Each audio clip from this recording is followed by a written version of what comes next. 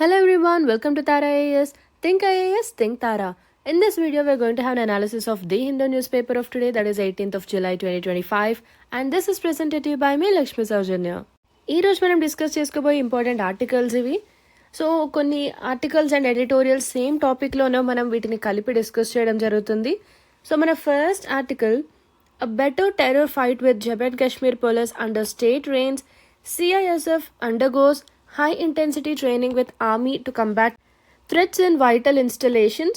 So ఇది మనకు GS paper 3 point of వ్యూలో ఇంపార్టెంట్. సో దీని యొక్క కాంటెక్స్ట్ ఏంటి అంటే, మనకు June 16th Jammu and Kashmir యొక్క LG he emphasize the importance of eliminating terrorism. So ఈ ఆర్టికల్లో ఏంటంటే లోకల్ పోలీస్ యొక్క రోల్ ఎంతవరకు ఉంటుంది టెర్రరిజంని ఎరాడికేట్ చేయడంలో, అండ్ అదేవిధంగా ఎలక్టెడ్ రిప్రజెంటేటివ్స్ యొక్క రోల్ ఏ విధంగా ఉంటుంది, ఈ థింగ్స్ అన్ని మనం డిస్కస్ చేద్దాం. అండ్ అదేవిధంగా జమ్మూ అండ్ కాశ్మీర్లో టెర్రరిజం ఎందుకు జరుగుతుంది, దీనికి గల కారణాలు ఏమున్నాయి, ఎక్స్టర్నల్ ఫ్యాక్టర్స్ ఏమున్నాయి, ఇంటర్నల్ ఫ్యాక్టర్స్ ఏమున్నాయి, ఈ డీటెయిల్స్ అన్ని మనం డిస్కస్ చేద్దాం. Then our next articles are Navigating Nutrition Information in the Era of Social Media, Glitches at Poshan App Hinders Beneficiaries Registration in Haryana, Government Departments Told to Publicize Oil, Sugar Content of Indian Snacks, and then Parliament Canteen Rolls Out Curated Health Menu. So ఈ topics అన్నీ కూడా, ఈ articles అన్నీ కూడా similar టాపిక్స్కి సంబంధించినవి. ఇవి GS paper 2 and GS paper 3 point of వ్యూలో ఇంపార్టెంట్. సో దీని యొక్క కాంటెక్స్ట్ ఏంటి అంటే, మన కంట్రీలో ప్రస్తుతం లైఫ్ స్టైల్ డిసీజెస్ అనేవి పెరుగుతూ ఉన్నాయి. సో లైఫ్ స్టైల్స్లో చేంజెస్ రావడం వలన కొన్ని డిసీజెస్ అనేవి వస్తున్నాయి, రైట్. అదేవిధంగా అండర్ న్యూట్రిషన్కి సంబంధించిన డిసీజెస్ కూడా రీసెంట్ టైమ్స్లో ఇంక్రీజ్ అవుతున్నాయి. సో బోత్ ఆఫ్ దీస్, ఒక పక్క లైఫ్ స్టైల్కి సంబంధించిన డిసీజెస్, రెండవది అండర్ న్యూట్రిషన్. సో ఇది ఒక పారాడాక్స్గా మనం చెప్పొచ్చు. సో మన ఇండియాలో న్యూట్రిషనల్ అవుట్కమ్స్ని ఇంప్రూవ్ చేయడానికి పోషణ్ అభియాన్ లాంటి స్కీమ్స్ ఉన్నాయి, అండ్ అదేవిధంగా క్యూరేటెడ్ హెల్త్ మెనూస్. సో వీటికి సంబంధించిన డీటెయిల్స్ అన్నీ కూడా మనం ఈ పర్టికులర్ ఆర్టికల్లో భాగంగా డిస్కస్ చేద్దాం. అండ్ అదేవిధంగా ఇండియాలో state of food security and nutrition in the world 2024 report ప్రకారం ఇండియాలో ఏ విధమైన సిచ్యువేషన్ ఉంది, అండ్ గ్లోబల్ హంగర్ ఇండెక్స్ 2024 దీని ప్రకారం మన వద్ద ఎటువంటి డేటా ఉంది, అండ్ ఇండియాలో మనం ఫాలో అవుతున్న స్కీమ్ ఏంటి, పోషణ్ అభియాన్. సో ఈ పోషణ్ అభియాన్కి సంబంధించి ఎటువంటి ప్రొవిజన్స్ ఉన్నాయి, ఈ డీటెయిల్స్ అన్నీ కూడా మనం డిస్కస్ చేద్దాం. Then stepping stone. సో ఇది మనకు జిఎస్ పేపర్ 3 పాయింట్ ఆఫ్ వ్యూలో ఇంపార్టెంట్. సో రీసెంట్గా మనం చూసాం, మన Indian astronaut Shubhanshu Shukla completed training mission at International Space Station. So NASA యొక్క యాక్సియం స్పేస్ మిషన్ గురించి మనం ఆల్రెడీ చాలా ఆర్టికల్స్ కూడా డిస్కస్ చేసాం. సో ఈ యాక్సియం 4 మిషన్ అంటే ఏంటనేది కూడా మనం బ్రీఫ్గా చూద్దాం. దీంతో పాటుగా ఇండియాస్ గగన్యాన్ మిషన్, సో దీని యొక్క ఆబ్జెక్టివ్స్ ఏంటి, దీని యొక్క కాంపోనెంట్స్ ఏంటి, సో ఇవన్నీ కూడా మనం చూద్దాం. Then how is China leading the green energy sector. So China యొక్క ఇన్నోవేటివ్ సొల్యూషన్స్ ఏమున్నాయి గ్రీన్ ఎనర్జీకి సంబంధించి, ఈ డీటెయిల్స్ అన్నీ మనం డిస్కస్ చేద్దాం. దీంతో పాటుగా చైనా నుండి మనం ఎటువంటి పాయింట్స్ అనేవి నేర్చుకోవచ్చు ఈ గ్రీన్ ఎనర్జీకి సంబంధించి, ఎటువంటి ఇనిషియేటివ్స్ మనం అడాప్ట్ చేసుకోవచ్చు, సో ఈ డీటెయిల్స్ చూద్దాం. Then Akash prime successfully tested in Ladakh by army. So Akash air defence system అనేది ఒక medium range surface to air missile platform. So దీన్ని రీసెంట్గా టెస్ట్ చేయడం జరిగింది. దీంతో పాటుగా పృథ్వీ 2 అండ్ అగ్ని 1 షార్ట్ రేంజ్ బ్యాలిస్టిక్ మిసైల్స్ని కూడా టెస్ట్ చేయడం జరిగింది. సో ఈ మిసైల్స్ అన్నిటి యొక్క డీటెయిల్స్ చూద్దాం, ఎందుకంటే ఇవి మనకి ఎగ్జామ్ పాయింట్ ఆఫ్ వ్యూలో important. Then Ahmedabad sparkles as the cleanest big city in India. So Swachh Survekshan cleanliness survey చేస్తుంటారు మనకు. సో దీనిలో భాగంగా Ahmedabad cleanest big city in ఇండియాగా చెప్పడం జరిగింది. సో దీనికి సంబంధించి వేరియస్ డీటెయిల్స్ చూద్దాం. Then our PAC public accounts committee flags high failure rate of Aadhaar biometric verification seeks review.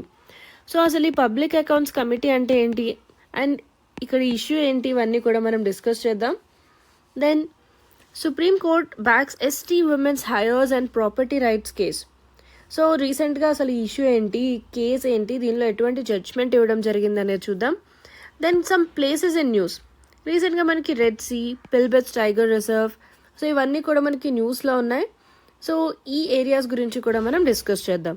So ఇవి మనం డిస్కస్ చేసుకోబోయే important articles. Here we have an important announcement of AnthroMap course, Master Anthro through PYQs. This is a course by Sairam sir. And ఈ course యొక్క features చూసినట్లయితే మీకు anthropology syllabus మొత్తం కూడా PYQ థీమ్స్తో revise చేయడం జరుగుతుంది. మీకు best quality model answers provide చేస్తాం with embellishments, value addition boxes and case studies. System based answer writing ఉంటుంది. 2 కాంప్రహెన్సివ్ టెస్ట్స్ ఉంటాయి విత్ ఇవాల్యుయేషన్ అండ్ ఫ్యాకల్టీతో మెంటర్షిప్ కాల్స్ ఉంటాయి. కరెంట్ అఫైర్స్ ఎన్రిచ్మెంట్ మెటీరియల్ కూడా ప్రొవైడ్ చేస్తాం. సో మీ ఆప్షనల్ ఆంథ్రోపాలజీ అయినట్లయితే do enrol in this course. APSC group 1 ఎగ్జామ్కి prepare అవుతున్నారా? కొత్తగా మనం prelims cum mains course launch చేయడం జరిగింది. అండ్ దీనిలో మీకు 1000+ అవర్స్ ఆఫ్ కాంప్రహెన్సివ్ క్లాసెస్ ఉంటాయి. టాపిక్ వైజ్గా స్టడీ మెటీరియల్ అండ్ టెస్ట్ ఉంటాయి. ఆన్సర్ రైటింగ్కి సంబంధించి డెడికేటెడ్ సెషన్స్ ఉంటాయి. అండ్ అదేవిధంగా ఆంధ్రప్రదేశ్ రిలేటెడ్ సబ్జెక్ట్స్ పైన స్పెషల్ ఎంఫసిస్ కూడా ఉంటుంది. అండ్ ఈ ఫీ అనేది మీరు ఈఎంఐ పద్ధతిలో కూడా పే చేయొచ్చు. So do avail this opportunity and register now. Here we have GS3 Trinetra course by Venkat sir and Vaishnavi ma'am. GS3 syllabus అంతా కూడా మీకు పీవైక్యూ బేస్డ్ థీమాటిక్ అప్రోచ్తో కవర్ చేయడం జరుగుతుంది. In depth thematic analysis sessions ఉంటాయి. Smart answer writing techniques and ready to use templates. Static పార్ట్ని current అఫైర్స్తో link చేయడం జరుగుతుంది. అండ్ GS3 పీవైక్యూస్కి సంబంధించి మోడల్ ఆన్సర్స్ బుక్లెట్ కూడా ప్రొవైడ్ చేస్తాం. అండ్ ఫైనల్ మాక్ టెస్ట్తో పాటుగా రివార్డ్స్ కూడా ఉంటాయి. Like win 1 year subscription of the Hindu, Indian Express and more. So check out this course and enrol now. ఏపీఎస్సీతో పాటుగా టీజీపీఎస్సీకి సంబంధించిన గ్రూప్ 1 కోర్స్ కూడా లాంచ్ చేయడం జరిగింది. Prelims cum mains course. ఇది బోత్ తెలుగు అండ్ ఇంగ్లీష్ మీడియంకి అవైలబుల్గా ఉంది. అండ్ దీనిలో భాగంగా మీకు 1000+ అవర్స్ ఆఫ్ కాంప్రహెన్సివ్ క్లాసెస్ ఉంటాయి. టాపిక్ వైజ్గా స్టడీ మెటీరియల్ అండ్ టెస్ట్ని ప్రొవైడ్ చేస్తాం.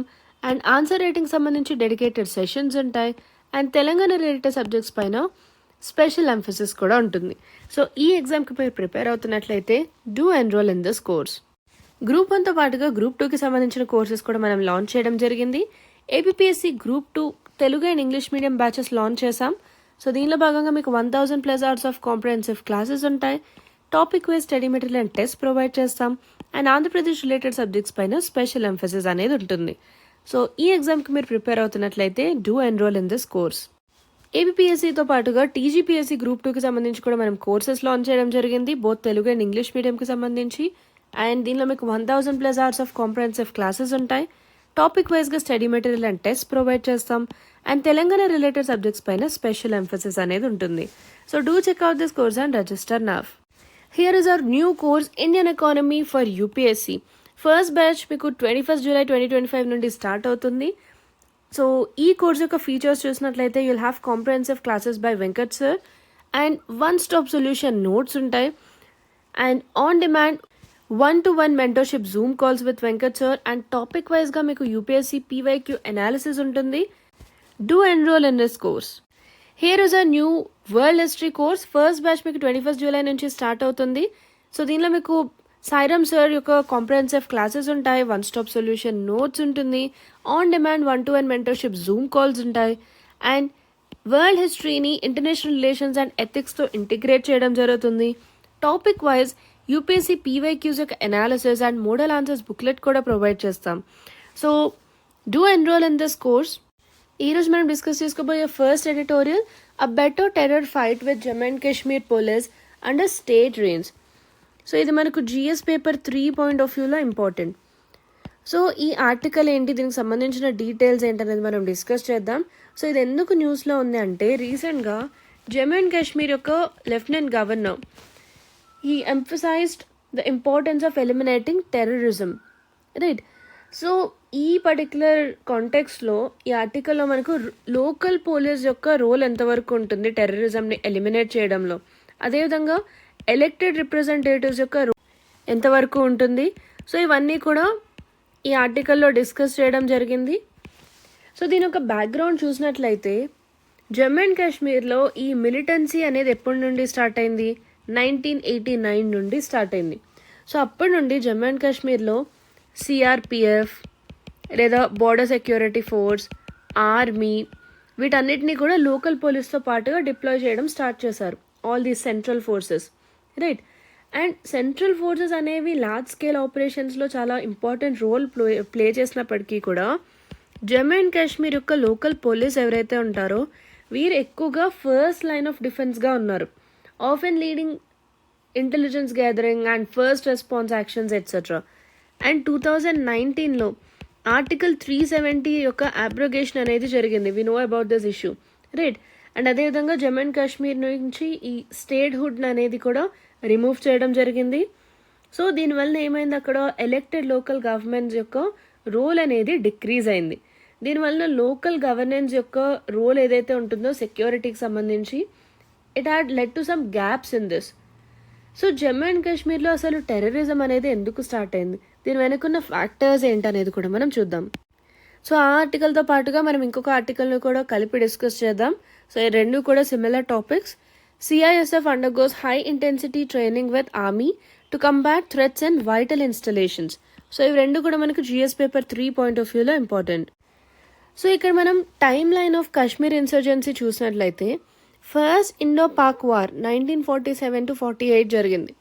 తర్వాత UN cease fire line 1949, second Indo Pak war 1965, then 1972లో లైన్ ఆఫ్ కంట్రోల్ని ఎస్టాబ్లిష్ చేయడం జరిగింది. Next Kashmir militancy began in 1989 and 1999లో కార్గిల్ వార్ జరిగింది. 2016లో Uri attack and surgical strikes జరిగాయి. అండ్ 2019లో Pulwama attack and Balakot air strikes. Then రీసెంట్గా 2025లో Pahalgam tourist attack and operation Sindoor. So ఇది కాశ్మీర్లో ఇన్సర్జెన్సీకి సంబంధించిన time line. Try to remember these events, right. So ఇక్కడ మనం ఫ్యాక్టర్స్ చూసినట్లయితే ఎక్స్టర్నల్ ఫ్యాక్టర్స్ ఏమున్నాయి. First Pakistan's proxy war. పాకిస్తాన్లోని స్టేట్ ఏజెన్సీసే ఈ Lashkar e Taiba, Jaish e Mohammed, Hizbul Mujahideen, Resistance Front, TRF ఇటువంటి గ్రూప్స్కి ట్రైనింగ్ ప్రొవైడ్ చేయడం, వీరికి కావాల్సిన ఆర్మ్స్ అండ్ అమ్యునిషన్స్ ప్రొవైడ్ చేయడం, వీరికి షెల్టర్ వచ్చే సేఫ్ హ్యావెన్స్ ప్రొవైడ్ చేయడం, ఇటువంటివన్నీ పాకిస్తాన్లోని స్టేట్ ఏజెన్సీసే చేస్తున్నాయి. అండ్ దీంతో పాటుగా పోరస్ బార్డర్స్ అనేవి ఉండడం వలన ఇన్ఫిల్ట్రేషన్ అనేది ఈజీగా జరుగుతుంది. ఎందుకంటే మన లైన్ ఆఫ్ కంట్రోల్ ఏదైతే ఉందో అక్కడ ఉన్న టెరెయిన్ అనేది చాలా ఛాలెంజింగ్గా ఉంటుంది. అండ్ మన ఇంటర్నేషనల్ బార్డర్ LOC అక్కడ టెరెయిన్ చాలా డిఫికల్ట్గా ఉండడం వలన ఆ బార్డర్ని కంప్లీట్గా క్లోజ్ చేయడం అనేది చాలా కష్టంగా ఉంటుంది, రైట్. సో దీనివల్ల మిలిటెంట్స్ అండ్ వెపన్స్ అన్నీ కూడా ఈ బార్డర్ని క్రాస్ చేయడం జరుగుతుంది. Then international non consensus. So for example చైనాను చూసినట్లయితే ఎప్పుడు కూడా UNSCలో ఫర్ ఎగ్జాంపుల్ మనం non state actors like Masood Azhar ఇటువంటి పర్సన్స్ని టెర్రరిస్ట్గా మనం లిస్ట్ చేయాలి యునైటెడ్ నేషన్స్ సెక్యూరిటీ కౌన్సిల్లో అనుకున్నా కూడా వీరు Pakistan based non state actors కాబట్టి చైనా తన యొక్క వీటో పవర్ని యూజ్ చేయడం జరుగుతుంది, రైట్. సో సెక్యూరిటీ కౌన్సిల్లో పర్మనెంట్ మెంబర్స్ ఉంటారు P5, వీరికి ఈ వీటో పవర్స్ ఉంటాయి. సో పాకిస్తాన్ని షీల్డ్ చేయడానికి చైనా ఈ విధంగా వీటో పవర్ని యూజ్ చేయడం జరుగుతుంది. Then global ideological influence. Radical Islamist ideologies, example ISIS. So ఇవి ట్రాన్స్నేషనల్ నెట్వర్క్స్ ద్వారా అండ్ టైస్ ద్వారా లష్కర్ ఎ తైబా ఇటువంటి గ్రూప్స్ వల్ల స్ప్రెడ్ అవుతున్నాయి. And also with groups like Hamas they fuel radicalisation. So ఇవన్నీ ఎక్స్టర్నల్ ఫ్యాక్టర్స్గా మనం చెప్పొచ్చు. Then what about the internal factors. So external factors ఏమున్నాయి అనేది చూసాం. ఇంటర్నల్గా ఎటువంటి ఫ్యాక్టర్స్ ఉంటాయనేది చూద్దాం. So first factor is radicalisation. So Jammu and కాశ్మీర్లో ఈ రాడికలైజేషన్ అనే ఇష్యూ ఉంది. So for example online platforms ద్వారా like YouTube, Telegram and local networks ద్వారా అక్కడున్న యూత్ని రాడికలైజ్ చేస్తున్నారు, రైట్. తర్వాత వీరిని టెర్రరిస్ట్ ఆర్గనైజేషన్స్లో రిక్రూట్ చేసుకుంటున్నారు. సో ఈ విధంగా రాడికలైజేషన్ జరుగుతుంది. దీంతో పాటుగా political alienation. So political alienation అనేది ఎందుకు ఒక ఇష్యూ అంటే historical grievances including use of this AFSPA. So AFSPA ఏంటి, armed forces special powers act of 1958. So వీటిని యూజ్ చేయడం అండ్ పొలిటికల్ రిప్రజెంటేషన్ అనేది ఎక్కువగా లేకపోవడం, వీటి వలన అక్కడున్న యూత్కి సెపరేటిస్ట్ సెంటిమెంట్స్ అనేవి ఇంకా ఎక్కువగా బలపడుతున్నాయి. అండ్ దీంతో పాటుగా అక్కడ కొన్ని ఎకనామిక్ ఛాలెంజెస్ ఉన్నాయి. సో ఎటువంటి ఎకనామిక్ ఛాలెంజెస్ని ఫేస్ చేస్తున్నారు అంటే మనకు అన్ఎంప్లాయ్మెంట్ ఇష్యూస్ అనేవి చాలా ఎక్కువగా ఉన్నాయి, నిరుద్యోగం. అండ్ అదేవిధంగా యూత్కి సంబంధించి ఆపర్చునిటీస్ కూడా చాలా లిమిటెడ్గా ఉంటున్నాయి. వీటి వలన టెర్రర్ గ్రూప్స్ ఈజీగా వీరిని రిక్రూట్ చేసుకునే అవకాశం ఉంటుంది. So youth are more vulnerable to this recruitment. Then we have over ground workers.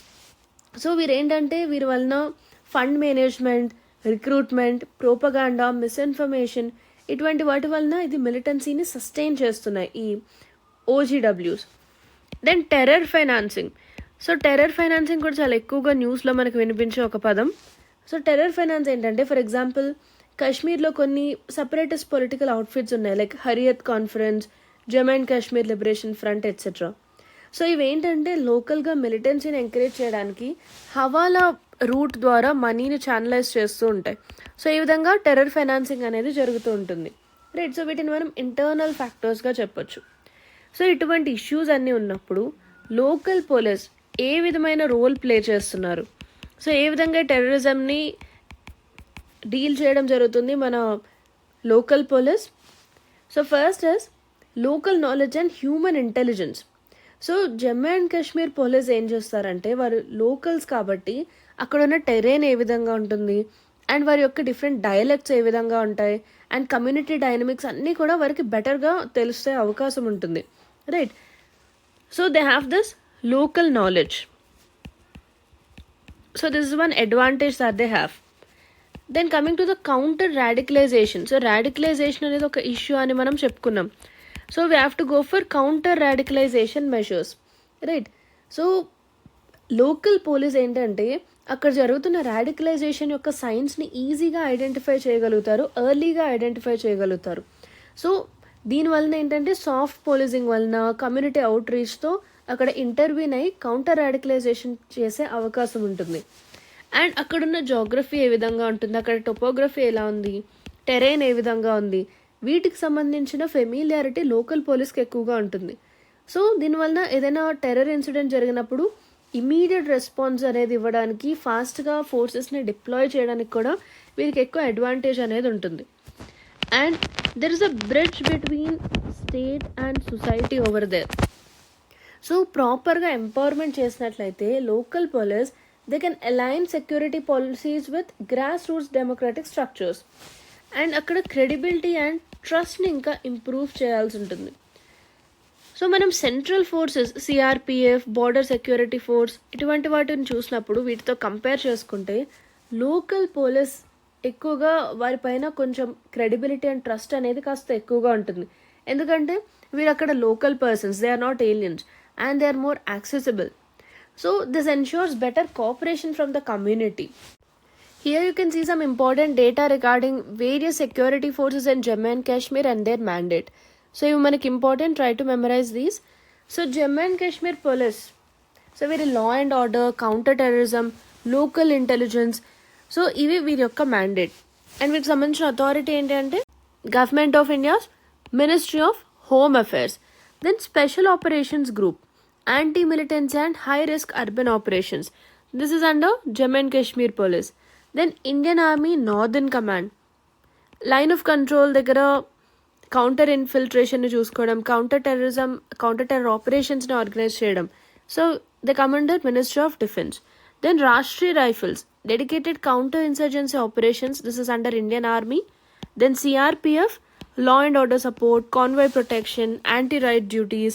This is under our Ministry of Home Affairs. Then Border Security Force, BSF. So ఇది మన international బార్డర్ని guard చేయడం జరుగుతుంది, మన border security force. And infiltrations అనేవి జరగకుండా కూడా prevent చేయడం జరుగుతుంది. And they also come under our ministry of home affairs. Then we have Indo Tibetan border police, ITBP. They guard line of actual control in Ladakh. And they come under ministry of home affairs and national investigation agency, NIA. So ఇదేంటంటే terrorism and terror ఫైనాన్సింగ్కి సంబంధించిన investigations చేస్తుంటుంది. This is also under ministry of home affairs. And NSG, counter terror strikes చేయడం, hostage rescue at high value targets. So this is also under ministry of home affairs. Then CISF, security of vital installations like airports, parliament, వీటికి security ఇవ్వడం జరుగుతుంది. It is under ministry of home affairs. Then village defence guards, local civilian volunteers for border area protection. This is supported by Jammu and Kashmir Police. So ఈ విధంగా మనకు Jammu and కాశ్మీర్లో various security forces ఉన్నాయి. So ఇవన్నీ ఉన్నప్పటికీ కూడా ఇంకా మనం కొన్ని ఛాలెంజెస్ని ఫేస్ చేయడం జరుగుతుంది జమ్మూ అండ్ కాశ్మీర్లో. సో ఎటువంటి ఛాలెంజెస్ని ఫేస్ చేస్తున్నాము అంటే లోకల్ రిప్రజెంటేటివ్స్కి లిమిటెడ్ రోల్ అనేది ఉంటుంది, right. So security matrix it excludes MLAs, local bodies. వీటి వల్ల ట్రాన్స్పరెన్సీ అండ్ లోకల్ పార్టిసిపేషన్ అనేది తగ్గుతుంది. అండ్ ఈ హ్యూమన్ ఇంటెలిజెన్స్ ఏదైతే ఉందో దీనికి సంబంధించిన ఇంటిగ్రేషన్ కూడా తక్కువగా ఉంది. సో రీసెంట్గా మనం పహల్గామ్ అటాక్ చూసాం. It shows gaps in human intelligence coordination and local input. ఇక్కడున్న సెక్యూరిటీ మోడల్ని మనం గమనించినట్లయితే ఇది చాలా సెంట్రలైజ్డ్గా ఉంటుంది. అంటే సెంట్రల్ ఫోర్సెస్ యొక్క డామినెన్స్ ఎక్కువగా ఉంటుంది. దీనివల్ల కమ్యూనిటీ ట్రస్ట్ అనేది తగ్గుతుంది. అండ్ అదేవిధంగా ఇంటెలిజెన్స్ కలెక్షన్ కూడా ప్రాపర్గా జరగదు. Then one size fits all approach. So Jammu and కాశ్మీర్లో డిఫరెంట్ సబ్ రీజన్స్ అనే ఉంటాయి, రైట్. సో ఇటువంటి డైవర్స్ సబ్ రీజన్స్లో ఆ ప్లేస్కి తగ్గట్టుగా కస్టమైజ్డ్ స్ట్రాటజీస్ అనేవి ఉండాలి. సో అన్నిటికీ ఒకటే రకమైన ఒక అప్రోచ్ అనేది సరిపడదు. And we cannot go for a uniform security response. Then there is a political disconnect. So why are we saying there is a political disconnect? Elected officials, they are often disempowered or they are left out of this security decisions. So ఏదైనా security decisions తీసుకునేటప్పుడు local officials or elected officials యొక్క importance అనేది ఉండడం లేదు, వారిని involve చేయడం లేదు. So they are left out of this security decisions. దీనివల్ల లోకల్ గవర్నెన్స్ కూడా వీక్ అవుతుంది. సో ఇవన్నీ మనకున్న ఇష్యూస్. సో ఫైనలీ దీనికి సంబంధించిన సొల్యూషన్ ఏంటి? What is the way forward? So what we have to do is transfer this JKP under elected government control, right. So మనకు policing అనేది లోకల్ ఆస్పిరేషన్స్తో అలైన్ అవ్వాలి, ఇంకా బెటర్గా కోఆర్డినేషన్ ఉండడానికి మనం ఈ విధమైన ఒక ట్రాన్స్ఫర్ అనేది చేయాల్సి ఉంటుంది. And we have to also go for democratic empowerment. So మనం ఆల్రెడీ చెప్పుకున్నట్లుగా ఎలెక్టెడ్ రిప్రజెంటేటివ్స్కి ఇంపార్టెన్స్ అనేది ఇంకా ఇంక్రీజ్ అవ్వాలి. సో ఎలెక్టెడ్ పంచాయత్స్ని ఇంకా మనం ఫుల్గా యాక్టివేట్ చేయాలి. మున్సిపల్ బాడీస్, ఎమ్మెల్యేస్, ఎంపీస్ వీరందరినీ కూడా మనం ఇంకా ఎంపవర్ చేయాల్సి ఉంటుంది. Then we have to also increase coordination like police and local leaders, right, and communities. వీరందరి మధ్య కూడా ఈ కోఆర్డినేషన్ అనేది మనం ఇంక్రీజ్ చేయాలి for intelligence and safety. Then we have to go for localised policing strategy. అంటే ఒక్కొక్క రీజన్కి స్పెసిఫిక్గా యూనిక్ స్ట్రాటజీస్ మనం డెవలప్ చేయాలి based on it social and terror landscape. Then revive the trust from the people. So దీనికోసం ఏంటి, security issues అనేవి discuss చేసేటప్పుడు ఎలెక్టెడ్ అఫీషియల్స్ని కూడా మనం ఇంటిగ్రేట్ చేయాలి. దీనివల్ల పబ్లిక్ ట్రస్ట్ అనేది ఇంక్రీజ్ అవుతుంది, రైట్. సో ఇది ఇష్యూకి సంబంధించిన వే ఫార్వర్డ్. సో ఇప్పుడు ఈ టాపిక్కి సంబంధించి ఒక మెయిన్స్ క్వశ్చన్ చూద్దాం. So the question is, local governance and community engagement, these are indispensable for effective internal security in conflict zones. So discuss in the context of Jammu and Kashmir. So ఇక్కడ మనకు ఒక statement ఇవ్వడం జరిగింది and దీన్ని మనం Jammu and Kashmir కాంటెక్స్లో discuss చేయాల్సి ఉంటుంది. So ఈ క్వశ్చన్కి ఆన్సర్ని 250 wordsలో రాయడానికి ట్రై చేయండి. సో మన నెక్స్ట్ ఆర్టికల్ ఏంటో చూద్దాం. ఇక్కడ మనం ఒక 3-4 ఆర్టికల్స్ని కలిపి డిస్కస్ చేద్దాం. First is navigating nutrition information in the era of social media. Government departments told to publicize oil, sugar content of Indian snacks. Then glitches in Poshan app hinders beneficiaries registration in the state of Haryana. Parliament canteen rolls out curated health menu. ఇవన్నీ మనకు GS paper 2 and GS paper 3 point of వ్యూలో important. So రీసెంట్గా మనం ఇండియాలో చూసినట్లయితే ఒక paradox అనేది మనం చూడొచ్చు. ఒక పక్క మనకు లైఫ్ స్టైల్ డిసీజెస్ అనేవి ఇంక్రీజ్ అవుతూ ఉన్నాయి అండ్ మరొక పక్క అండర్ న్యూట్రిషన్కి సంబంధించిన డిసీజెస్ కూడా ఈ బర్డెన్ కూడా ఇంక్రీజ్ అవుతూ ఉంది, రైట్. సో ఇండియాలో ప్రస్తుతం ఉన్న ఒక పారాడాక్స్ అని మనం చెప్పొచ్చు. సో ఈ న్యూట్రిషనల్ అవుట్కమ్స్ని ఇంప్రూవ్ చేయడానికి గవర్నమెంట్ కొన్ని స్కీమ్స్ని తీసుకురావడం జరిగింది. సో దానిలో ఒక మేజర్ స్కీమ్ ఏంటి, న్యూట్రిషన్ అనగానే మనకు గుర్తొచ్చే ఒక scheme Poshan Abhiyan, right. So దీంతో పాటుగా కొన్ని క్యూరేటెడ్ హెల్త్ మెనూస్ని తీసుకురావడం జరిగింది and issues like technological misinformation on social media and lack of standardised food labelling. So ఇవన్నీ కూడా ఈ ఆర్టికల్స్ యొక్క మేజర్ కాంటెక్స్ట్. సో ఇండియాలో న్యూట్రిషన్ అండ్ ఫుడ్ సెక్యూరిటీ ఏ విధంగా ఉందనేది చూద్దాం. సో దీనికి సంబంధించి we have this SOFI 2024 report, so ఏంటి రిపోర్ట్ అంటే it is state of food security and nutrition in the world 2024. So దీన్ని ఎవరు పబ్లిష్ చేయడం జరుగుతుంది? సో ఎప్పుడైనా మనకి రిపోర్ట్స్ అండ్ ఇండైసెస్ ఉన్నప్పుడు వాటిని ఎవరు పబ్లిష్ చేస్తారనేది కూడా మనకి ఎగ్జామ్ పాయింట్ ఆఫ్ వ్యూలో important. So it is published by FAO, IFAD, then UNICEF, world food programme WFP and world health organisation WHO. So ఇవన్నీ కలిపి ఈ సోఫీ రిపోర్ట్ని రిలీజ్ చేయడం జరుగుతుంది. సో దీని ప్రకారం చూసినట్లయితే మొత్తం వరల్డ్లో highest number of under nourished individuals ఏ కంట్రీలో ఉన్నారు అంటే అది మన కంట్రీలోనే, ఇండియాలోనే, రైట్. సో ఎంతమంది ఉన్నారు ఆ నెంబర్ చూసినట్లయితే it is 194.6 million under nourished individuals ఉన్నారు, రైట్. అండ్ మనం ఇండియాలోని మొత్తం పాపులేషన్లో చూసినట్లయితే 55.6%, అంటే more than half, that is 790 million people. So ఇంతమంది they cannot afford a healthy diet, right. And if you look at the global hunger index 2024, so దీని ప్రకారం దీనిలో 127 కంట్రీస్కి ర్యాంకింగ్ ఇచ్చినప్పుడు ఇండియా యొక్క ర్యాంక్ అనేది 105th ప్లేస్లో ఉంది, రైట్. సో మన యొక్క స్కోర్ ఏంటి? 27.3 వాజ్ అవర్ స్కోర్. అంటే ఇండియాలో సీరియస్ హంగర్ క్రైసిస్ అనేది ఉంది. సో దీన్ని ఎవరు పబ్లిష్ చేస్తారు గ్లోబల్ హంగర్ ఇండెక్స్ని అంటే concern world wide. It is an international humanitarian organisation based in Ireland and Welthungerhilfe. It's a German non profit organisation. So ఈ రిపోర్ట్స్కి సంబంధించి try to remember who publishes it, right. Then undernourished children ఎంతవరకు ఉన్నారు ఇండియాలో అంటే we have 13.7% undernourished children ఉన్నారు. And stunted children 35.5% ఉన్నారు. Wasted children 18.7% ఉన్నారు. సో ఇది గ్లోబల్గానే హైయెస్ట్గా మనం చెప్పొచ్చు. దెన్ చైల్డ్ మోర్టాలిటీ రేట్ ఎంత ఉంది అంటే 2.9% ఉంది. సో ఈ డీటెయిల్స్ అవన్నీ మనకు ఎగ్జామ్ పాయింట్ ఆఫ్ వ్యూలో important. Try to memorise this, right. So ఇటువంటి ఇష్యూస్ అన్నీ ఉన్నాయి. And we have PM Poshan scheme. So ఈ న్యూట్రిషన్ని డీల్ చేయడానికి, న్యూట్రిషన్కి సంబంధించిన ప్రాబ్లమ్స్ని డీల్ చేయడానికి గవర్నమెంట్ పోషన్ స్కీమ్ని తీసుకొచ్చింది. సో ఈ పోషన్ స్కీమ్ని ఇంతకుముందు మనం ఏమని పిలిచేవాళ్ళం? మిడ్ డే మీల్ స్కీమ్ అని పిలిచేవాళ్ళం, రైట్. ఇది దీని యొక్క ఓల్డ్ నేమ్. సో ఈ మిడ్ డే మీల్ స్కీమ్ ఏదైతే ఉందో ఇది ఒక సెంట్రలీ స్పాన్సర్డ్ ఇనిషియేటివ్. సో దీని యొక్క ఎయిమ్ ఏంటి? మన కంట్రీలో ఉన్న government schools and government aided schools ఏవైతే ఉన్నాయో ఈ స్కూల్స్లో to provide hot cooked meal to the children, right. So దీన్ని it was launched under ministry of education. So దీని యొక్క ఫోకస్ ఏంటంటే చిల్డ్రన్ యొక్క న్యూట్రిషనల్ స్టేటస్ని ఇంప్రూవ్ చేయడం, స్కూల్స్లో రిటైన్ చేయడానికి, స్కూల్స్లో పార్టిసిపేషన్కి, అటెండెన్స్కి, రిజిస్టర్ అవ్వడానికి, సో వీటన్నిటికీ కూడా ఇంప్రూవ్మెంట్ అనేది ఉండడానికి ఈ విధంగా మనం మిడ్ డే మీల్ స్కీమ్ని తీసుకురావడం జరిగింది.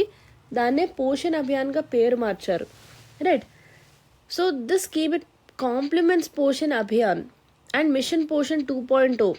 సో దీనివల్ల చిల్డ్రన్ అండ్ మదర్స్కి కూడా న్యూట్రిషన్ అనేది ఇంప్రూవ్ చేయడం జరుగుతుంది. సో పోషణ్ అభియాన్ని ministry of women and child development manage చేయడం జరుగుతుంది. సో దీని యొక్క మేజర్ ఎయిమ్ ఏంటి?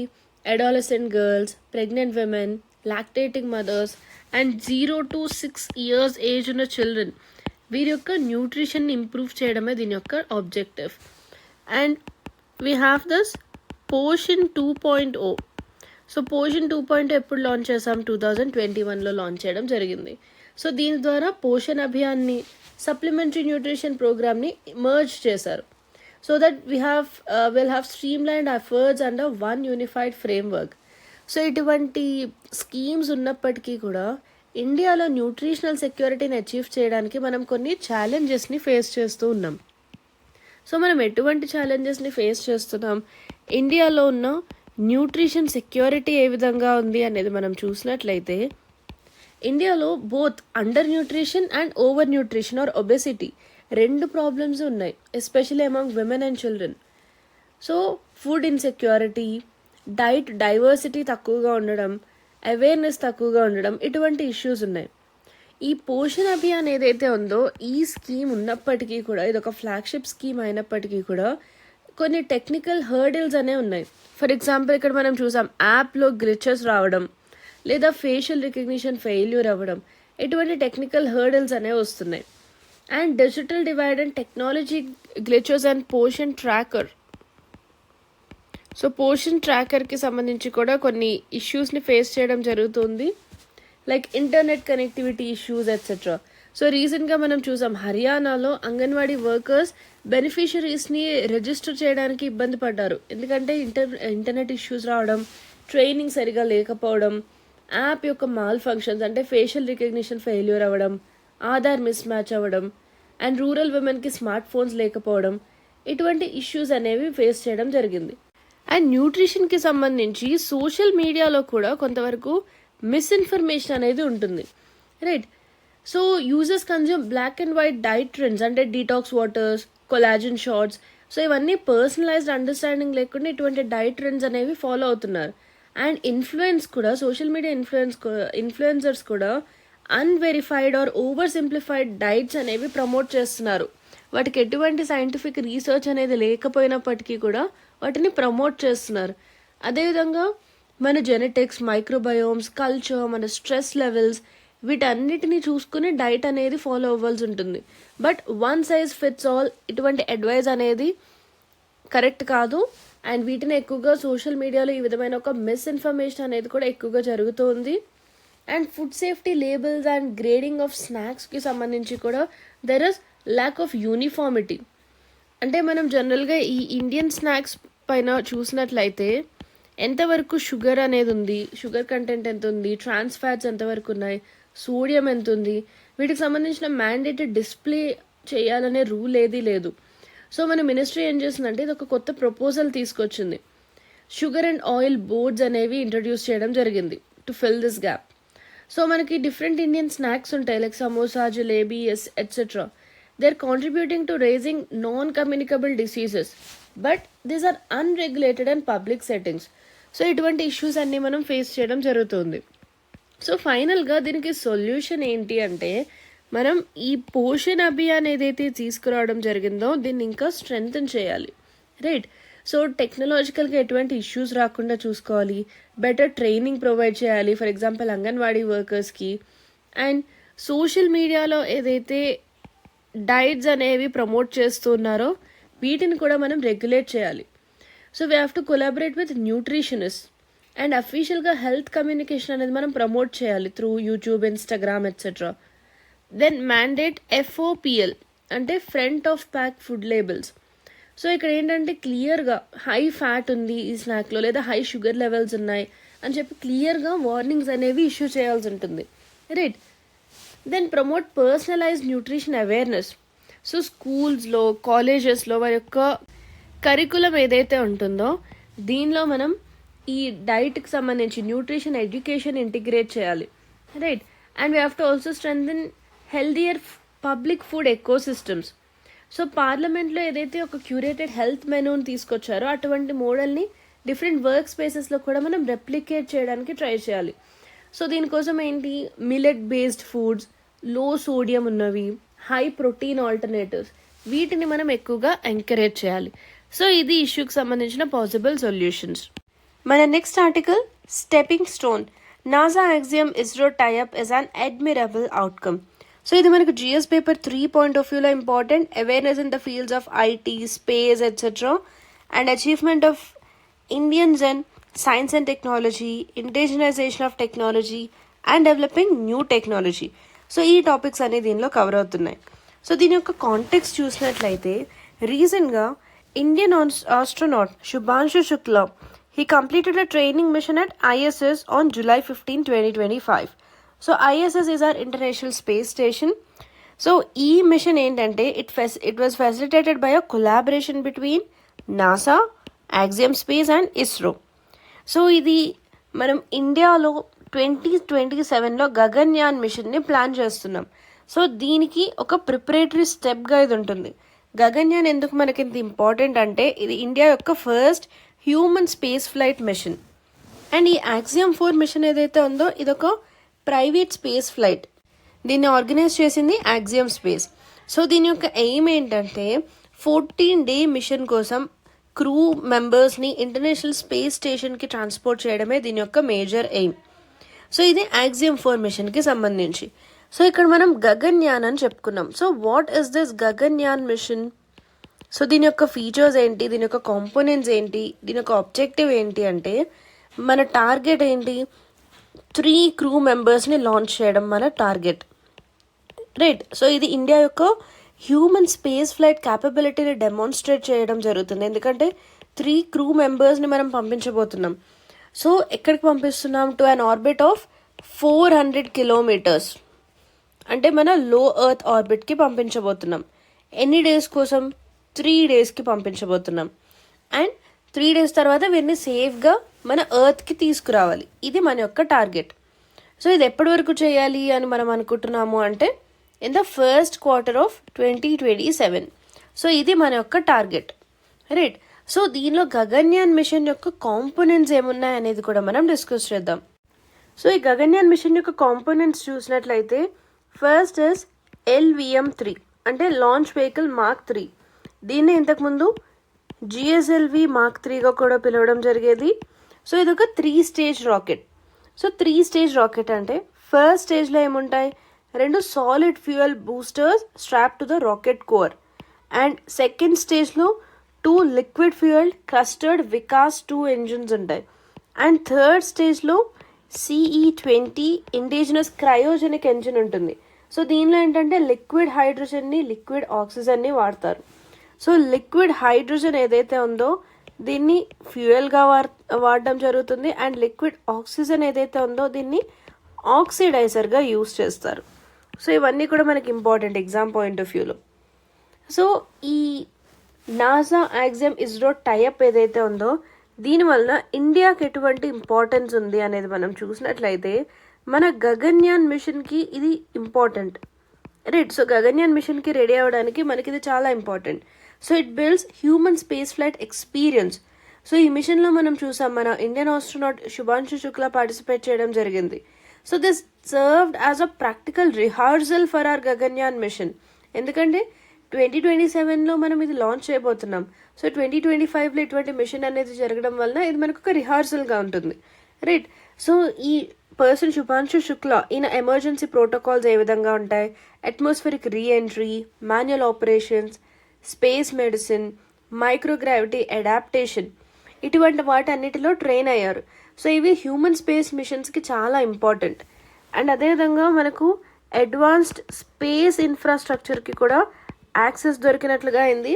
సో యాక్సియం అండ్ నాసా వలన ఇండియాకి ISS యొక్క ఫెసిలిటీస్కి, గ్లోబల్ ఎక్స్పర్టీస్కి కూడా యాక్సెస్ అనేది దొరికింది. And we have cost effectiveness.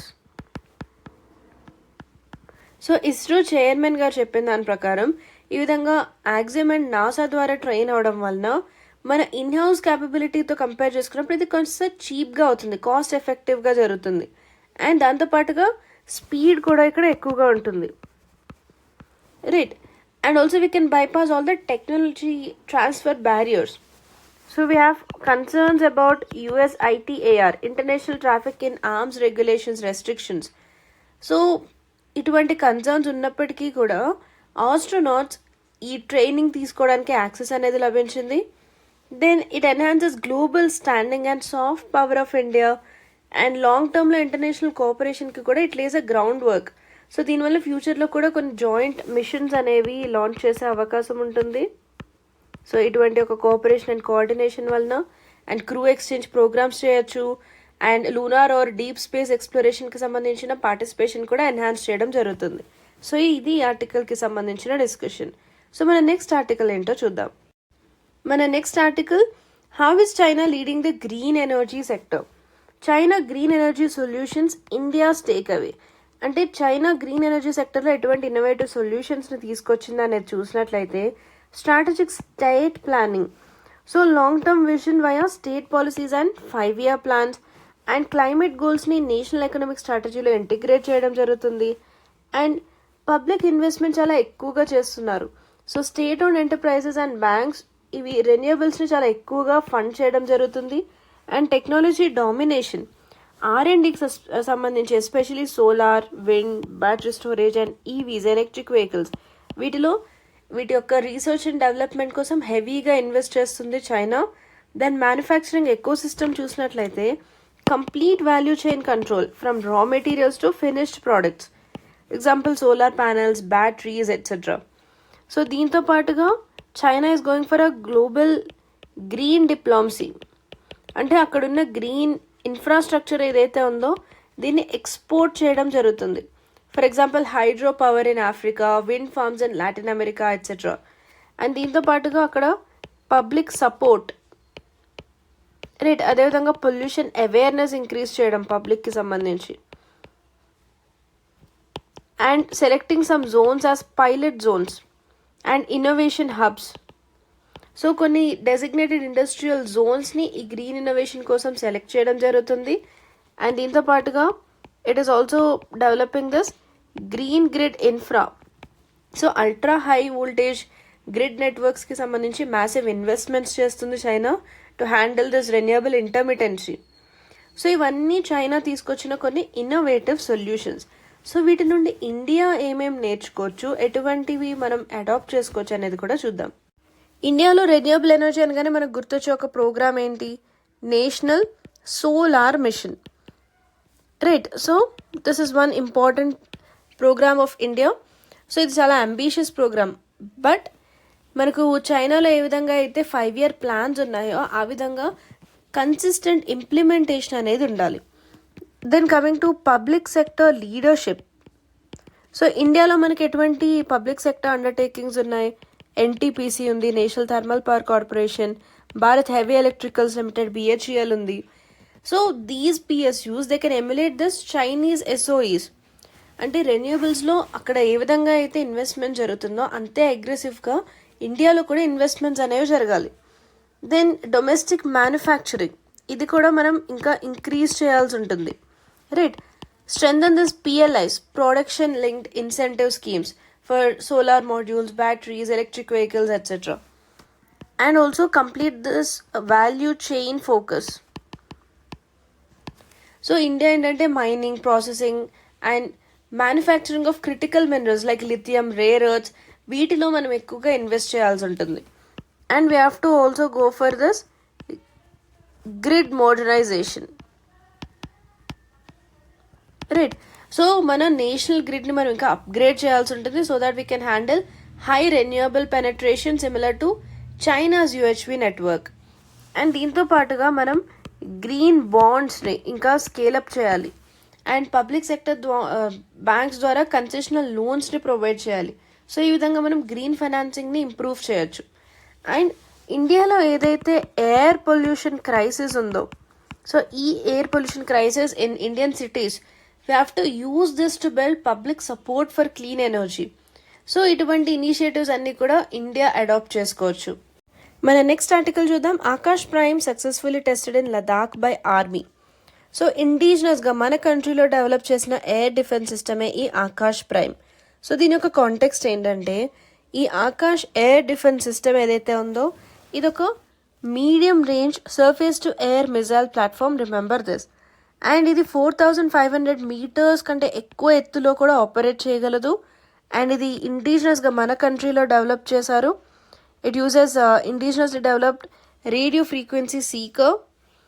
And దీన్ని డెవలప్ చేసింది army air defence and DRDO in conjunction with defence PSUs like Bharat Dynamics Limited and Bharat Electronics limited. Prithvi 2 and అగ్ని 1 short range ballistic missiles చూసినట్లయితే, first coming to Prithvi 2, దీని యొక్క range 350 kilometers వరకు ఉంటుంది. And ఇది 500 kgs వరకు పేలోడ్ని క్యారీ చేయగలదు. అండ్ ఇది కన్వెన్షనల్ అదేవిధంగా న్యూక్లియర్ వార్హెడ్స్ని కూడా క్యారీ చేయగలదు, రైట్. ఇది దీని యొక్క కెపాసిటీ. దెన్ వాట్ అబౌట్ అగ్ని 1? అగ్ని 1 యొక్క రేంజ్ అనేది 700 నుండి 900 kilometers వరకు ఉంటుంది. అండ్ ఇది 1000 kgs వరకు పేలోడ్ని క్యారీ చేయగలదు, రైట్. సో ఈ రెండు మిజైల్స్ కూడా పృథ్వీ 2, అగ్ని 1 రెండు కూడా ఇండియా యొక్క న్యూక్లియర్ డిటరెన్స్లో చాలా ఇంపార్టెంట్ రోల్ ప్లే చేస్తున్నాయి. So here we have one important thing to discuss, that is integrated guided missile development programme. So this was actually conceived by doctor APJ Abdul Kalam. సో ఇది ఎందుకు అంటే మిజైల్ టెక్నాలజీ ఫీల్డ్లో ఇండియాలో సెల్ఫ్ సఫిషియన్సీ అనేది తీసుకురావడం కోసం ఆయన ఈ ప్రోగ్రామ్ని కన్సీవ్ చేయడం జరిగింది. And we have 5 missiles. So ఈ ప్రోగ్రామ్ ద్వారా 5 మిసైల్స్ని మనం డెవలప్ చేసాం. సో ఆ 5 మిసైల్స్ ఏంటి? పృథ్వీ, అగ్ని, త్రిశూల్, నాగ్ అండ్ ఆకాష్. సో వీటిని మీరు పట్నా అని ఈజీగా గుర్తుపెట్టుకోవచ్చు.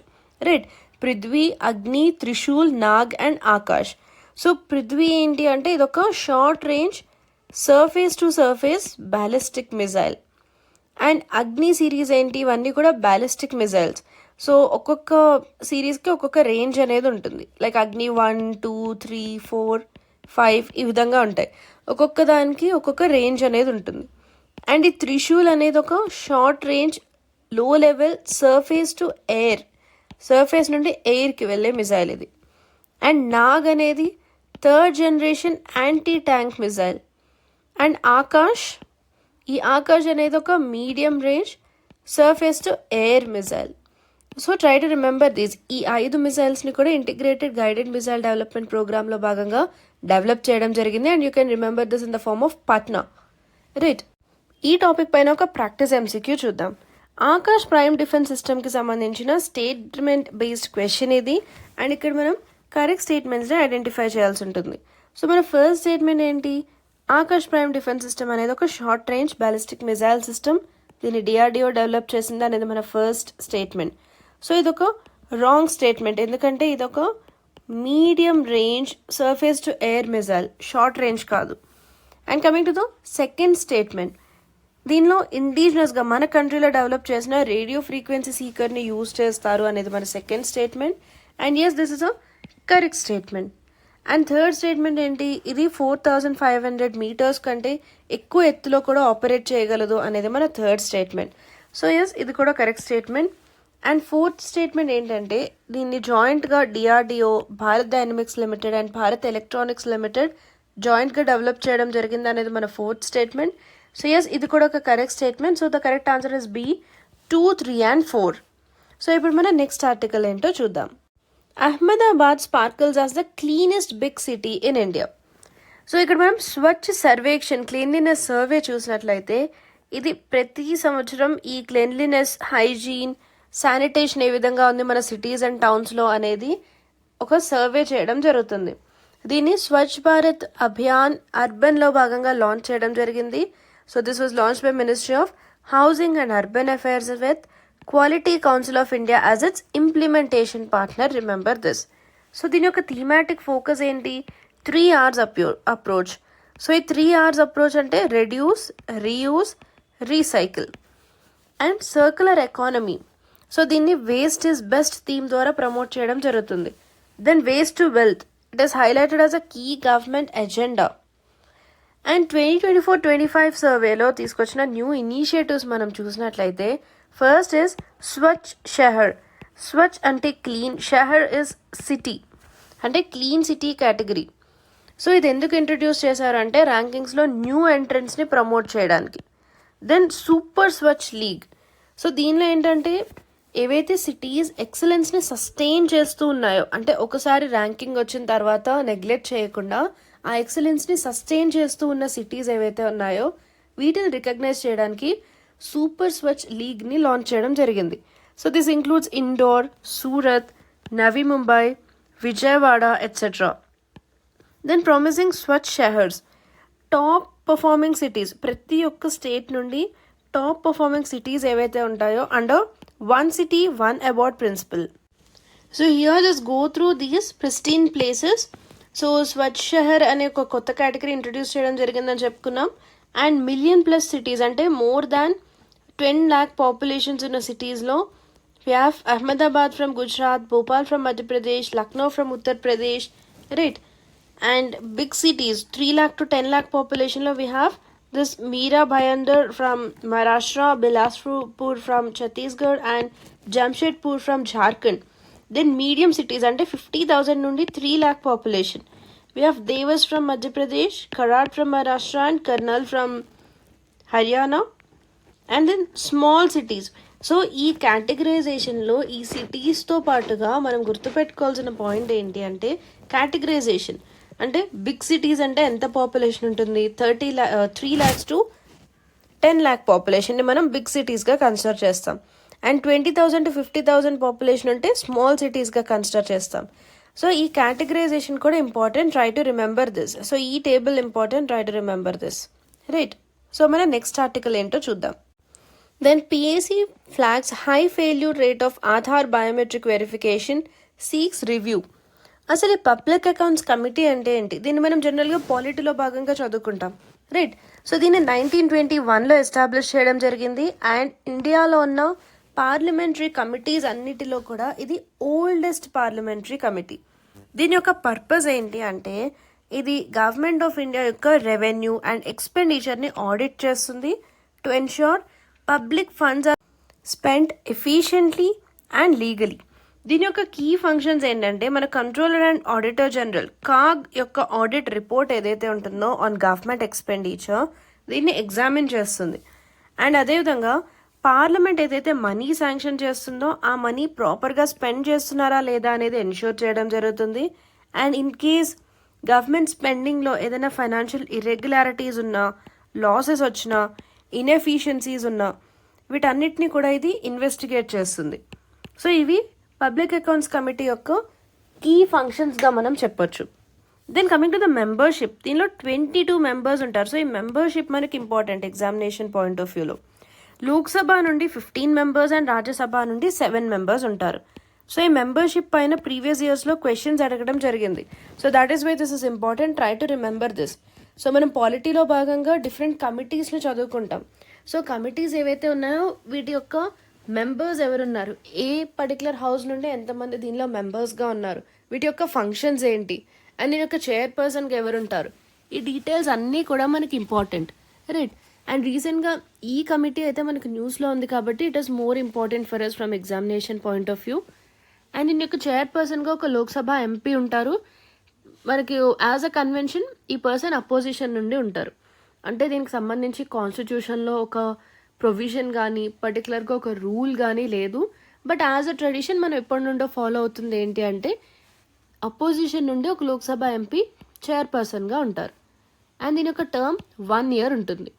అండ్ ఇక్కడ ఒక ఇంపార్టెంట్ ప్రొవిజన్ ఏంటి అంటే పబ్లిక్ అకౌంట్స్ కమిటీలో మినిస్టర్స్ అంటే మంత్రులు ఎవరు కూడా మెంబర్స్గా ఉండలేరు, రైట్. సో ఇది ఒక రూల్ అని చెప్పొచ్చు ఇక్కడ. So this is about our PAC. What about UIDAI, that is unique identification authority of India. ఇది ఇండియాలో ఒక స్టాట్యూటరీ అథారిటీ. సో ఎందుకు దీన్ని స్టాట్యూటరీ అథారిటీ అంటున్నాము అంటే దీన్ని ఏ విధంగా ఎస్టాబ్లిష్ చేసాం, ఆధార్ యాక్ట్ 2016 ద్వారా దీన్ని ఎస్టాబ్లిష్ చేయడం జరిగింది. సో అందు గురించి దీన్ని ఒక స్టాట్యూటరీ అథారిటీగా చెప్పడం జరుగుతుంది. అండ్ ఆధార్ యాక్ట్ 2016 ప్రకారం ఈ UIDAI ఏదైతే ఉందో దీనికి ఉన్న రెస్పాన్సిబిలిటీస్ ఏంటి, Aadhaar enrolment and authentication including operation and management of all stages of Aadhaar life cycle and the system for issuing Aadhaar numbers to individuals, ఇవన్నీ కూడా UIDAI యొక్క రెస్పాన్సిబిలిటీ. సో దీనిలో ఎవరు ఉంటారు, దీని యొక్క కాంపోజిషన్ ఏంటి అంటే ఒక చైర్పర్సన్ ఉంటారు.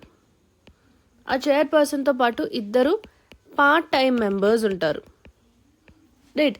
అండ్ దీంతో పాటుగా ఒక CEO, చీఫ్ ఎగ్జిక్యూటివ్ ఆఫీసర్ ఉంటారు, who is also a member secretary of the authority. So ఇది దీని యొక్క composition, try to remember this. So రీసెంట్గా ఆధార్ బయోమెట్రిక్ వెరిఫికేషన్కి సంబంధించి ఫెయిల్యూర్ రేట్ అనేది ఇంక్రీజ్ అవుతుంది. అందు గురించే మనకి ఇవి న్యూస్లో ఉన్నాయి. అండ్ మనకి ఎగ్జామ్ పాయింట్ ఆఫ్ వ్యూలో PAC అండ్ UIDAI ఇంపార్టెంట్ కాబట్టి వీటి గురించి మనం డిస్కస్ చేసుకోవడం జరిగింది. So try to remember this background details. మన next article, supreme court backs ST women's heirs and property rights case. So ఈ జడ్జ్మెంట్ యొక్క సమ్మరీ ఏంటి అంటే ఒక షెడ్యూల్డ్ ట్రైబ్ ఉమెన్ యొక్క లీగల్ హైట్స్ యొక్క రైట్ ఏదైతే ఉంటుందో to inherit ancestral property from maternal grandfather. So mother side grand father నుండి యాన్సిస్ట్రల్ ప్రాపర్టీని ఇన్హెరిట్ చేసుకోవడానికి ST ఉమెన్కు ఉండే right of the legal heirs of ST women, ఈ రైట్స్ని సుప్రీం కోర్ట్ అప్హోల్డ్ చేయడం జరిగింది, right. So it has struck down this gender discriminatory interpretation of tribal customs so దీని ద్వారా ఏంటి, ఉమెన్కి ఇన్హెరిటెన్స్ రైట్స్ అనేవి, వారసత్వానికి సంబంధించి ఈ ఇన్హెరిటెన్స్ రైట్స్ ఏవైతే ఉంటాయో వీటిపైన రైట్స్ అనేవి ఉమెన్కి ఉండేవి కాదు, రైట్. సో ఈ విధంగా ఒక జెండర్ డిస్క్రిమినేటరీ ఇంటర్ప్రిటేషన్ని సుప్రీంకోర్టు స్ట్రైక్ డౌన్ చేయడం జరిగింది. సో ఆస్తి పంపకాల్లో ఉమెన్కి, ఫీమేల్స్కి కూడా రైట్ అనేది ఉంటుంది. సో ఇక్కడ ఒక కాన్స్టిట్యూషనల్ ప్రొవిజన్ని చెప్పడం జరిగింది. సో ఏంటి, ఆర్టికల్ 15 క్లాజ్ 1. సో దీని ద్వారా ఏంటంటే స్టేట్ ఎప్పుడు కూడా religion, race, caste, gender, place of birth. So ఇక్కడ ఎందుకు మనం జెండర్ని ఎక్కువగా హైలైట్ చేయడం జరుగుతుందంటే ఇక్కడ ఫీమేల్స్కి అగేన్స్ట్గా డిస్క్రిమినేషన్ అనేది జరిగింది, రైట్. సో ఇటువంటి డిస్క్రిమినేషన్ ఏది కూడా స్టేట్ చేయడానికి వీల్లేదు ఆర్టికల్ 15 ప్రకారం. Then article 38 and 46 they promote social justice and protect weaker sections from exploitation. So ఈ విధమైన కాన్స్టిట్యూషనల్ ప్రొవిజన్స్ని సైట్ చేస్తూ సుప్రీంకోర్టు ఈ రైట్స్ని అప్హోల్డ్ చేయడం జరిగింది. Finally let's have a look at the places in news. Red Sea న్యూస్లో ఉంది. ఎందుకు న్యూస్లో ఉంది? Kerala man missing after Houthis attack ship in Red Sea, right. So దీనివల్ల మనకు రెడ్ సీ రీసెంట్గా న్యూస్లో ఉంది. So we have Operation Prosperity Guardian. దీన్ని ఎవరు లాంచ్ చేశారు అనేది కూడా మనకి ఎగ్జామినేషన్ పాయింట్ ఆఫ్ వ్యూలో important. It is USA. Operation Prosperity గార్డియన్ని యుఎస్ఏ లాంచ్ చేసింది. సో ఎందుకు అంటే రెడ్ సీలో కమర్షియల్ షిప్స్ ఏవైతే వెళ్తూ ఉంటాయో ఆ షిప్స్ యొక్క సేఫ్టీని ఎన్ష్యూర్ చేయడానికి ఫ్రమ్ దిస్ హూతీ అటాక్స్ నుండి కమర్షియల్ షిప్స్ యొక్క సేఫ్టీని ఎన్ష్యూర్ చేయడానికి ఎస్పెషలీ రెడ్ సీలో ఈ ఆపరేషన్ ప్రాస్పెరిటీ గార్డియన్ని యుఎస్ఏ లాంచ్ చేసింది. సో ఇక్కడ మనం చూడొచ్చు ఈ రెడ్ సీ అనేది ఎక్కడుంది అనేది. So here we have the Red Sea and ఇది గల్ఫ్ ఆఫ్ ఏడెన్. ఇక్కడ చుట్టూ ఉన్న కంట్రీస్ మనం చూసినట్లయితే here we have Saudi Arabia, here we have Eritrea, Ethiopia and Somalia and Djibouti. So ఈ Eritrea, Ethiopia, Djibouti and Somalia ఇవన్నీ కూడా African countries, right. So ఇవన్నీ ఆఫ్రికాకి చెందినవి. సో ఇక్కడ ఈ Yemen and Saudi Arabia, right, you can see these countries over here. And ఇది మన Red Sea. And ఈ పాయింట్ ఏదైతే ఉందో ఇది చాలా important and strategic point. This is Bab el Mandeb strait, right. So it connects this Red Sea with Gulf of Aden. So ఇక్కడ మనం Bab el Mandeb strait అంటున్నాం. సో స్ట్రైట్ అనే పదానికి అర్థం ఏంటి జోగ్రఫీలో అంటే మనకు 2 లార్జ్ సీస్ అనేవి ఉన్నప్పుడు ఈ 2 లార్జ్ సీస్ని కనెక్ట్ చేసే ఒక నారో పీస్ ఆఫ్ సీ ఏదైతే ఉంటుందో దాన్నే మనం స్ట్రైట్గా పిలుస్తాం, right. So hope you are clear with it. So 2 large water బాడీస్ని కనెక్ట్ చేసే ఒక narrow area of water, narrow strip of water, దాన్నే మనం స్ట్రైట్ అంటాం. సో ఇక్కడ మీరు క్లియర్గా చూడొచ్చు రెడ్ సీ అనేది ఒక large water body and here we have Gulf of Aiden. వీటి రెండింటిని కనెక్ట్ చేసి ఒక స్మాల్ స్ట్రిప్ ఆఫ్ వాటర్ ఏంటి, ఒక నారో స్ట్రిప్ ఆఫ్ వాటర్, దీన్నే మనం స్ట్రైట్ అంటాం. So Red Sea and Gulf of ఏడెన్ని కనెక్ట్ చేసే స్ట్రైట్ ఏది అంటే Bab el Mandeb strait, right. So try to remember this. So ఈ జాగ్రఫీ మనకి ఇంపార్టెంట్. రీసెంట్గా ఇది న్యూస్లో ఉంది కాబట్టి దీని యొక్క జాగ్రఫీ మనకి ఎగ్జామినేషన్ పాయింట్ ఆఫ్ వ్యూలో important. Try to remember this. Next, 1 killed, 2 injured in tiger attacks in UP's Pilbhit. So ఈ పర్టికులర్ ఆర్టికల్ వలన ఉత్తరప్రదేశ్లో ఉన్న 4 టైగర్ రిజర్వ్స్ ఏంటనేది మనం చూద్దాం. ఎందుకంటే ఉత్తరప్రదేశ్ యొక్క పిల్బిత్ టైగర్ రిజర్వ్లో టైగర్ అటాక్ వలన ఒకరు చనిపోయారు అండ్ 2 గాయపడడం జరిగింది. సో దీనివలన ఇది మనకు న్యూస్లో ఉంది. సో ఎప్పుడైతే ఇది న్యూస్లో ఉందో మనకి ఆ డేటా అనేది కూడా ఎగ్జామ్ పాయింట్ ఆఫ్ వ్యూలో ఇంపార్టెంట్. సో ఉత్తరప్రదేశ్లో ఎన్ని టైగర్ రిజర్వ్స్ ఉన్నాయి? 4 టైగర్ రిజర్వ్స్ ఉన్నాయి. సో అవేంటి? Dudhwa tiger reserve, Pilibhit tiger reserve, Amangarh tiger reserve and Ranipur tiger reserve. So ఇవి ఇంపార్టెంట్. అండ్ మార్చ్ 2025 వరకు ఉన్న డేటా చూసినట్లయితే ఇండియాలో మొత్తం ఎన్ని టైగర్ రిజర్వ్స్ ఉన్నాయి? It is 58, right. సో ఈ టైగర్ రిజర్వ్స్ అనేవి అండ్ అదేవిధంగా మనకు కొన్ని కన్జర్వేషన్ ఏరియాస్ ఉంటాయి, right. Like we have national parks. So ఇండియాలో ఎన్ని నేషనల్ పార్క్స్ ఉన్నాయి, ఏ స్టేట్లో ఏమేమి నేషనల్ పార్క్స్ ఉన్నాయి, and wild life sanctuaries. So just go through this list. ఇది మనకి ఎగ్జామినేషన్ పాయింట్ ఆఫ్ వ్యూలో ఇంపార్టెంట్. సో నేషనల్ పార్క్స్ ఏమేమి ఉన్నాయి, వైల్డ్ లైఫ్ శాంక్చురీస్ ఏమున్నాయి, టైగర్ రిజర్వ్స్ ఏమున్నాయి, రైట్. ఏ స్టేట్లో ఎన్ని టైగర్స్ రిజర్వ్స్ ఉన్నాయి and highest number of tiger reserves లేదా నేషనల్ పార్క్స్ ఏ స్టేట్లో ఉన్నాయి, లోయెస్ట్ ఏ స్టేట్లో ఉన్నాయి, అండ్ లేటెస్ట్ ఎడిషన్స్ కొత్తగా యాడ్ అయినవి ఏమున్నాయి. సో ఈ పాయింట్స్ అన్నీ ఇంపార్టెంట్. సో వీటిని హైలైట్ చేసుకుంటూ ఒకసారి ఈ లిస్ట్ అనేది రిఫర్ చేయండి. Right, this will be really very important for prelims. ఎందుకంటే ప్రిలిమ్స్లో ఇటువంటి వాటిపైన ఎక్కువగా క్వశ్చన్స్ అడుగుతూ ఉంటారు. So just refer these details. Right, so మనకు ఇండియాలో టోటల్గా ఎన్ని టైగర్ రిజర్వ్స్ ఉన్నాయి? ప్రస్తుతానికి ఉన్న లేటెస్ట్ డేటా ప్రకారం 58 టైగర్ రిజర్వ్స్ ఉన్నాయి. Right, remember this. And last place in news. So ఇది ఎందుకు న్యూస్లో ఉందంటే French military leave Senegal ending 65-year true presence.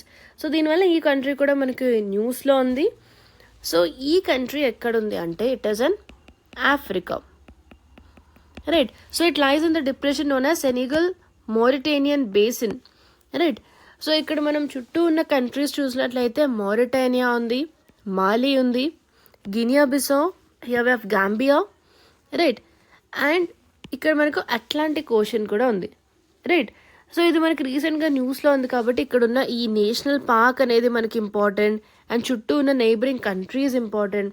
దీంతో పాటుగా near by water bodies and reverse. So ఇవన్నీ కూడా మనం చూసుకోవాల్సి ఉంటుంది from examination point of view. So that is all about the important articles of today. Hope you have liked this video. Please do like, share and subscribe to our channel for more interesting content for UPSC. And do check out our newly launched courses. So మీరు APPSC, TGPSC, group 1 and group 2 ఎగ్జామ్స్కి prepare అవుతున్నట్లయితే మనం కొన్ని కొత్త courses launch చేయడం జరిగింది. So please do check out these courses and enroll now.